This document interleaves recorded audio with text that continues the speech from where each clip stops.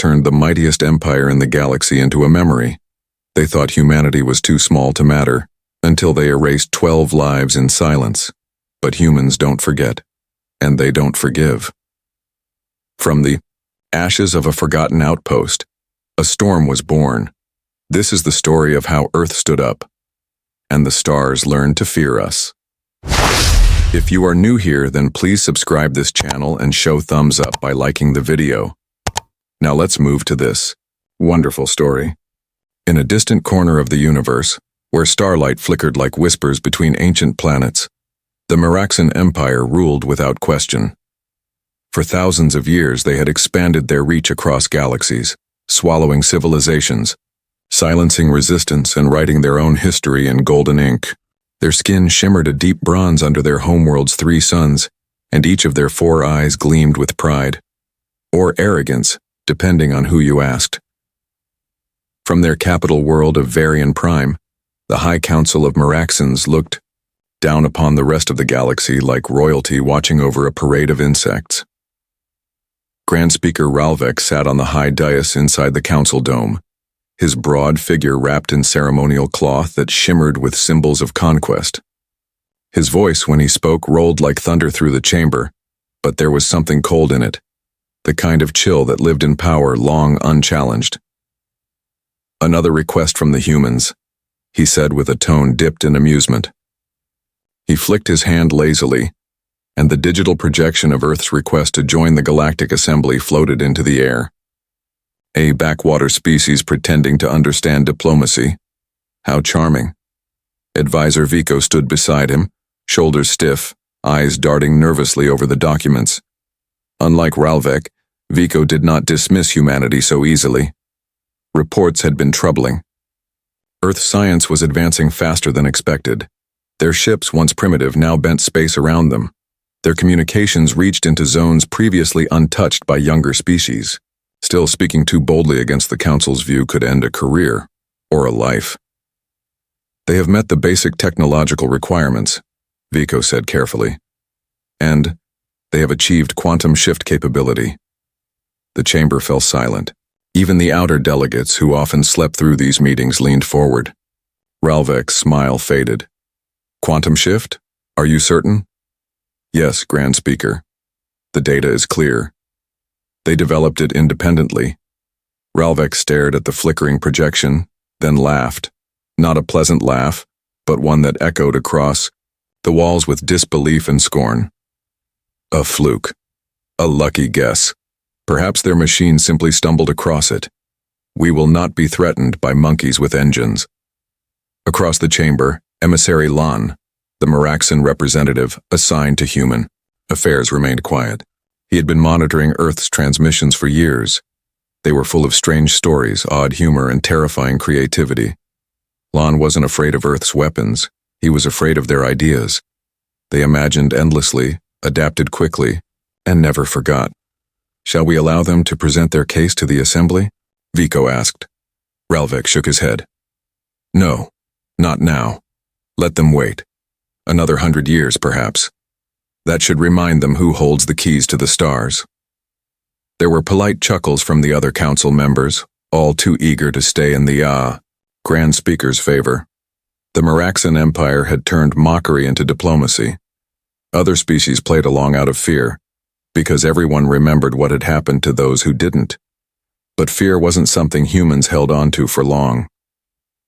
Later, that same cycle, Ralvek held a smaller meeting with his inner circle. He stood before a star map, glowing in blue and white, zooming into a single remote region near the Darren Nebula.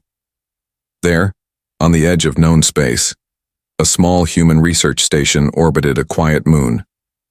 "There," he said, tapping a clawed finger on the display. "That's where we show them their place. A gentle message. No fleets, just a quick strike. Quiet, clean, no survivors." Vico hesitated. "But Grand Speaker, it's a civilian outpost. Scientists, not soldiers. If word gets out..." Ralvek cut him off. "If word gets out, they will learn the rules. Let this be a lesson sent through silence, an example." Orders were given. A small strike team was dispatched. No record of it. would appear in Maraxan archives. No ships would carry identifiers. It would be as if the humans were struck by the void itself.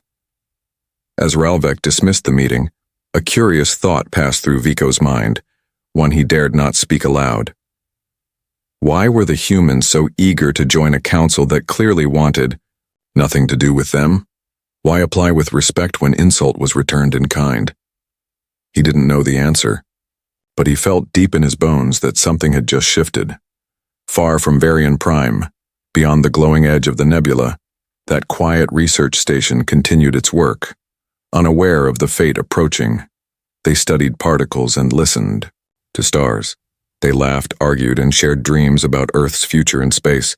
They did not expect death. Not yet. But fate has a way of arriving early when pride becomes blind. The Maraxans believed they had written the rules of the galaxy.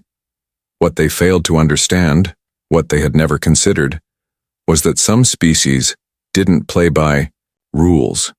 They rewrote them, and the humans were just getting started.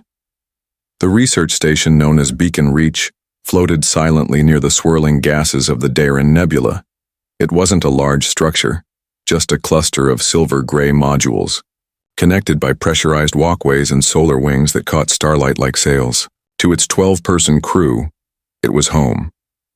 For others, it was just another remote human outpost studying cosmic radiation and strange energy patterns in space.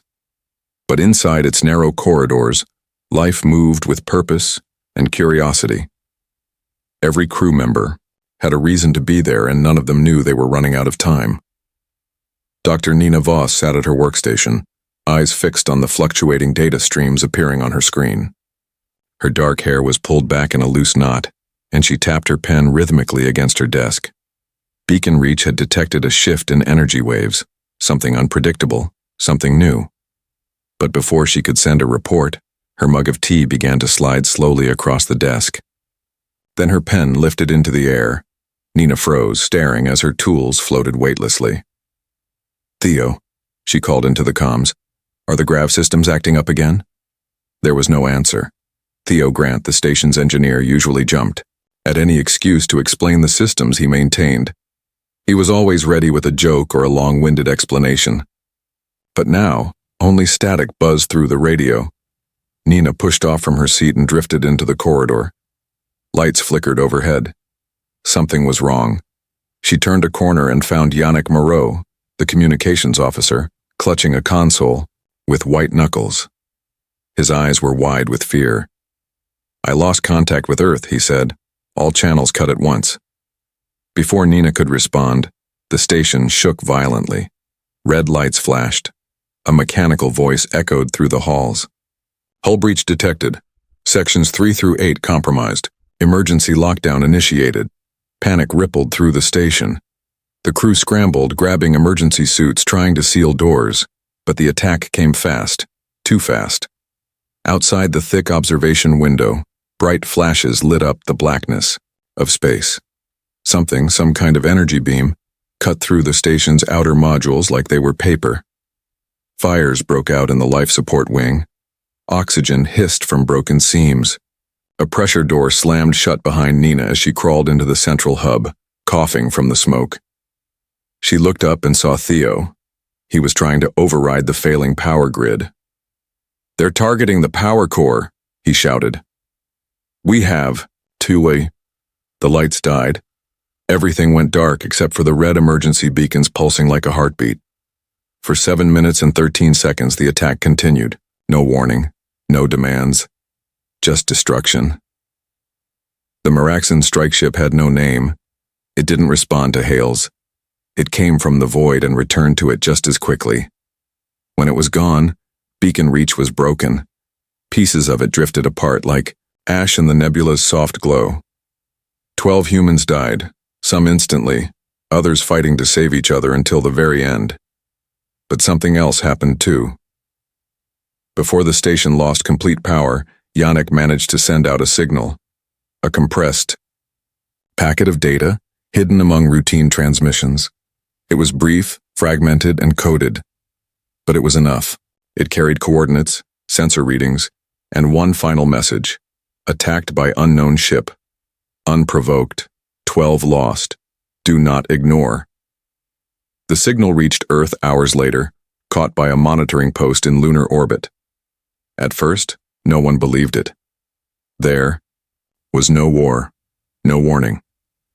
Then came the images: shattered hulls, radiation burns, the faces of the crew logged in final status updates. The weight of 12 names crushed the silence in mission control. People who had laughed, worked, dreamed, together were now gone, not in an accident but in an act of cold destruction. News spread fast. The world paused. For once, the divisions on Earth didn't matter. Borders didn't matter. Nations didn't argue. Humanity remembered that they were one species, and they had just been attacked. Not by nature or time, but by someone who thought they could erase 12 lives without consequence. Among the dead were scientists, engineers, poets, and explorers. One had written bedtime stories for her daughter from orbit. Another had promised his father he'd name a star after him. Now they were gone, and something deep within the human spirit shifted. On Varian Prime, the Meraxan Empire celebrated a quiet success. Grand Speaker Ralvek received a brief report. Mission complete. Target erased. No retaliation expected. He tossed the message aside and returned to his meeting on trade negotiations, never realizing he had just awakened something far more dangerous than technology, a species with memory, determination, and a reason to rise. In the vastness of space, where so much is forgotten, humans lit 12 lights for the fallen, not just to remember but to prepare, because even though the stars are silent, some wrongs echo louder than words, and this time, the silence would not last. The attack on Beacon Reach had left a scar on humanity's heart. 12 lives had been stolen without warning, and though space was quiet again, Earth was not. The signal sent by Yannick Moreau had reached its destination, and it carried more than just data. It carried grief, anger, and a question that refused to go unanswered. Who did this and why? Governments met behind closed doors. Military leaders whispered about retaliation. Scientists checked and rechecked every detail of the intercepted signal. But in one underground facility beneath the ice of Antarctica, plans were already being made. Commander Ren Icaro stood in front of a large display, his hands clasped behind his back. He had lost someone at Beacon Reach, his younger sister, Malin. She had been a researcher studying quantum energy, always laughing, always hopeful. He had promised her he'd visit the station one day. Now she was gone, and Ren carried the weight of that promise like armor. He didn't speak of her, he didn't cry, but he would not forget. The project was called Emberfall. It had no public record, no press release, and no political speeches. It wasn't about revenge, it was about survival. Humanity had learned something from centuries of history. Those who waited too long to act often disappeared. Emberfall brought together the brightest minds and the most strategic thinkers Earth had. Among them was Priya Thorne, a linguist who had spent her career decoding alien transmissions. She had been the first to recognize the strange patterns in the attack signal, evidence that pointed clearly to the Meraxan Empire. "They think we won't fight back," Priya told Ren as they stood in the operations chamber. "They think we're still learning how to walk while they fly." Ren didn't answer. He simply nodded, eyes cold and focused. The Meraxans had expected silence. Instead, they had awakened a storm. Garen Yule joined the project shortly after. Once a diplomat in the outer systems, he had grown tired of watching humans be treated like second-class citizens by older empires. He brought with him a list of past Meraxan offenses, whispers of secret raids, missing cargo ships, unexplained disappearances. No one had questioned them, until now. Together, the Emberfall team began forming a plan. They couldn't match the Meraxans in size or numbers, but they had something far more dangerous: clarity. They didn't want to destroy a world. They didn't need to conquer an empire. They needed to strike deep enough that the Meraxans would never forget the name human. First, they had to know more. Priya led a small mission to a trade colony near the Outer Rim, where whispers of alien politics drifted between drinks and deals. She discovered that the attack on Beacon Reach hadn't been a mistake. It had been ordered, carefully, silently, and with full knowledge of who would die. The Meraxan Empire had seen humanity's growing knowledge as a threat. Rather than face that threat, they chose to erase it. That changed everything. The Emberfall strike would now carry a message, not just of justice, but of warning. Earth would not be ignored. Not anymore. Garen reached out to old contacts from the diplomatic days. Some were from smaller alien species who had once feared the Meraxans but had also grown tired of their cruelty. Quietly, they offered help. Codes, coordinates, technology. The plan was simple in theory but dangerous in practice. Infiltrate the Meraxan data cores, extract evidence of war crimes, and use that information to turn the galaxy against them. At the same time, Emberfall operatives would strike their relay stations, cutting communication, breaking supply chains, and forcing them into confusion. Ren would lead the first mission himself. In the days before departure, he stood alone in a room lit only by the stars outside the window. He listened to an old recording, Malin's voice, cheerful and full of dreams, talking about how she wanted to name a nebula. He closed his eyes and let the sound wash over him, grounding him in memory. When the time came, no one hesitated. Emberfall moved like a shadow, silent and swift. They bypassed patrols, cracked encryption barriers, and sent carefully placed messages across the network of planets. Soon, evidence of the Meraxan Empire's dark deeds began spreading across the stars. Species who had once stayed quiet now asked questions. Old allies looked away. Trade deals were frozen. Protests sparked across galactic colonies. The Meraxans felt something they hadn't felt in centuries: doubt. But Ren knew this was only the beginning. The next move would decide everything. He sent a message directly to the Meraxan High Council. It contained no threats, no demands. Just a simple sentence: 12 were lost. Now we are 12 million strong. The Meraxans had hoped for silence. Instead, they had given humans a reason to rise. And when humans rise, they do not stop halfway. The echoes of Beacon Reach had become a storm, and Earth was ready to finish what others had started. The Meraxan Empire had always believed fear was enough. Fear kept their enemies quiet, their allies obedient, and their power untouched. For generations, they had ruled the stars like they owned the light itself. They crushed resistance before it could grow. They silenced questions before they became threats. But the attack on Beacon Reach had changed everything. What they thought would be a silent warning had instead awakened something they never expected: human unity, human anger, and most dangerous of all, human purpose. Back on Varian Prime, Grand Speaker Ralvek still sat on his throne-like seat in the High Council chamber, unaware of just how much the balance had shifted. Reports of minor unrest were dismissed. Trade partners pulling back were seen as temporary setbacks.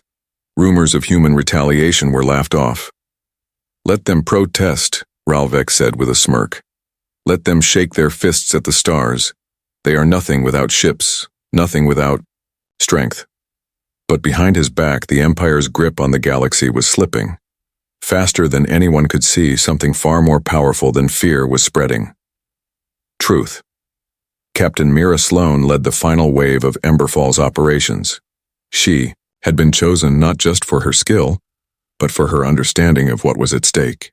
She wasn't interested in revenge. She didn't care about pride or glory.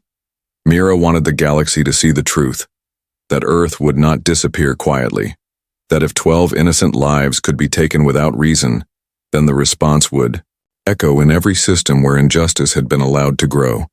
Her fleet wasn't large, but it didn't need to be. The battles ahead wouldn't be fought with overwhelming numbers. They would be won through precision, through knowledge, and through timing. Every Emberfall operative knew exactly what to do. They had trained for months, studied every Meraxan system, and prepared for every possible outcome. They had one goal: to strike the Meraxan Empire in the places it had always believed were untouchable. The first attack wasn't a weapon. It was a broadcast.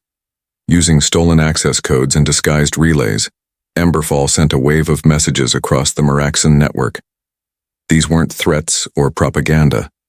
They were recordings, proof of the Empire's past crimes. Footage from destroyed colonies, testimonies from survivors of secret raids, data logs showing that the attack on Beacon Reach was pre-planned and authorized by the highest council members. The messages were clear, simple, and undeniable. And once released, they spread like wildfire. Across the galaxy, planets that had once obeyed the Meraxans began to question their loyalty. Allies turned cold. Protests sparked on trade worlds. Meraxan ships were denied entry at spaceports that had once welcomed them. Even inside Varian Prime, citizens began whispering in the shadows. For the first time in centuries, the Empire was being seen for what it truly was, not a force of order, but a machine built on fear and silence. Ralvik was furious. He ordered the Emberfall attackers to be found and destroyed, but every time his forces closed in, Emberfall vanished like smoke. Their ships used cloaking systems far more advanced than expected. Their operatives moved through networks with ease. No base could be found. No leader could be captured. It was as if the humans had become the shadows they once feared. Then came the final strike. Terran D, a quiet but brilliant strategist, had discovered a flaw in the Meraxan mainframe. It was small, something overlooked in a system that hadn't been updated in decades. But through that flaw, Emberfall launched a digital attack that shut down the Meraxan fleet's central command for 3 full hours. During that window, supply routes collapsed, satellite links went dark, and dozens of outposts lost control. In that silence, Emberfall broadcast one final message. It was Captain Mira's voice. We are not conquerors. We are not invaders. We are the voice that was silenced. We are the hands that reached for peace and were struck down. We are the names you tried to erase. We are still here, and we will never be quiet again. The message played across every council planet, translated into every known language, and when it ended, something strange happened. Nothing. No one spoke. No one ordered retaliation. No one defended the Empire. The silence wasn't peaceful. It was empty. The kind of silence that follows after a great fall. Back on Earth, there was no celebration. No fireworks. Just quiet remembrance. In 12 cities across the planet, 12 lights were lit. Not for war, not for victory, but for the people lost. Scientists, explorers, dreamers, who had never returned from Beacon Reach. Their names were read aloud. Their stories were shared. And above each light, a simple message was displayed. This is why we stood. The Meraxan Empire did not collapse in fire or battle. It ended in isolation. No one followed them. No one feared them. They were left to sit in the ruins of their pride, wondering how a lesser species had brought down a power older than memory. The truth was simple. They forgot to fear the one thing stronger than their rule: hope. And in the quiet that followed, something new began. A galaxy not ruled by fear but shaped by voices once ignored. And among the stars, humanity walked forward, not to conquer, but to build.